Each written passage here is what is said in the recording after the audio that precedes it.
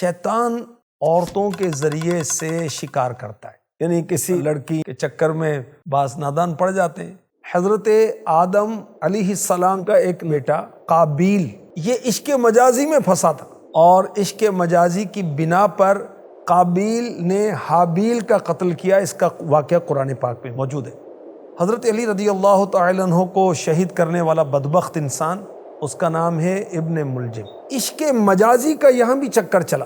کتام نامی خارجہ عورت تھی جس کے عشق میں ابن ملجم گرفتار ہوا، اور اس عورت نے مہر میں 3000 درہم اور حضرت علی رضی اللہ عنہ کو شہید کرنے کا مطالبہ کیا تھا۔ جو شخص اس چکر میں پڑتا ہے دنیا آخرت میں نقصان اٹھاتا ہے۔ کیا نقصان اٹھاتا ہے؟ عام طور پر کاروبار سے تو رہ جاتا ہے، پھر فضول خرچیاں، اسراف، بعض اوقات سگریٹ، چرس اور ہیروئن اور طرح طرح کے نشوں میں پڑ جاتا ہے، شراب نوشی وغیرہ۔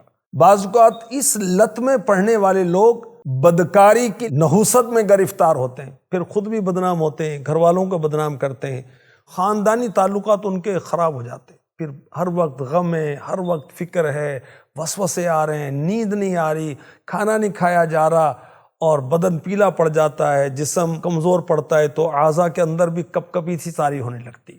عقل جو ہے یہ بھی کمزور ہو جاتی اور بیماری چھا جاتی۔ بعض اوقات پھر ایسا شخص جو ان معاملات میں پڑتا ہے وہ پاگل سا لگتا ہے اور ہلاکت کے بس کنارے پہنچ جاتا ہے۔ اللہ کی پناہ۔ دینی نقصانات کیا ہیں عشق مجازی کے؟ بہت سارے گناہوں میں بندہ مبتلا ہو جاتا ہے اور ایمان کی بربادی کا سبب بھی بن جاتے ہیں۔ اگر عبادت ایسا شخص کر بھی لے تو اس کو لذت نہیں آتی، دل سخت ہو جاتا ہے۔ اگر بدکاری کی آفت میں پڑا تو اللہ اور رسول کا نافرمان عذاب قبر و آخرت کا حقدار ٹھہرتا ہے۔ اسباب کیا ہوتے ہیں؟ گھر میں دینی تربیت نہیں ہے، گناہ بھرے چینل چل رہے ہیں، اور محرم و نامحرم کا فرق نہیں بتایا جاتا۔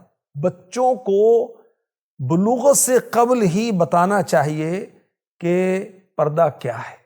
بچیوں کو یہ بتانا چاہیے کہ کن کن مردوں سے ان کا پردہ ہے۔ اچھا، بری صحبت مل جاتی ہے اسکول میں، کالج میں، اکیڈمی میں، ٹیوشن میں، جیم میں، اس وجہ سے بھی لت پڑ جاتی ہے۔ موبائل کا مس یوز، غلط استعمال، پھر وہ نمبر حاصل کر لیتے ہیں ایک دوسرے کا، اور پھر رابطے میں رہتے ہیں، اور پھر طرح طرح کے فحش میسیج یا فحش اشعار بھیجے جاتے ہیں، اور پھر گناہوں کا دروازہ کھلتا ہے اور تباہی کی طرف جاتے ہیں۔ توبہ استغفر اللہ۔ کو ایجوکیشن بھی اس کا ایک بڑا سبب، یاد رکھیے۔ بد نگاہی اس کا ایک بہت بڑا سبب ہے۔ امام احمد رضا خان رحمۃ اللہ تعالی علیہ فرماتے ہیں، پہلے نظر بہکتی ہے، پھر دل بہکتا ہے، پھر ستر بہکتا ہے۔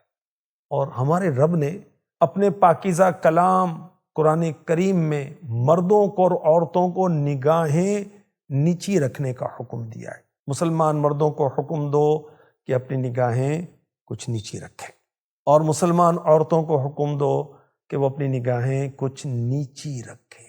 حدیث قدسی میں ہے، بد نگاہی شیطان کے تیروں میں سے زہر میں بجھا ہوا ایک تیر۔ علاج کیا ہے؟ بر وقت جلد شادی کر لینا بھی عشق مجازی کا حل ہے۔ کثرت سے روزے رکھنا بھی اس کا حل ہے۔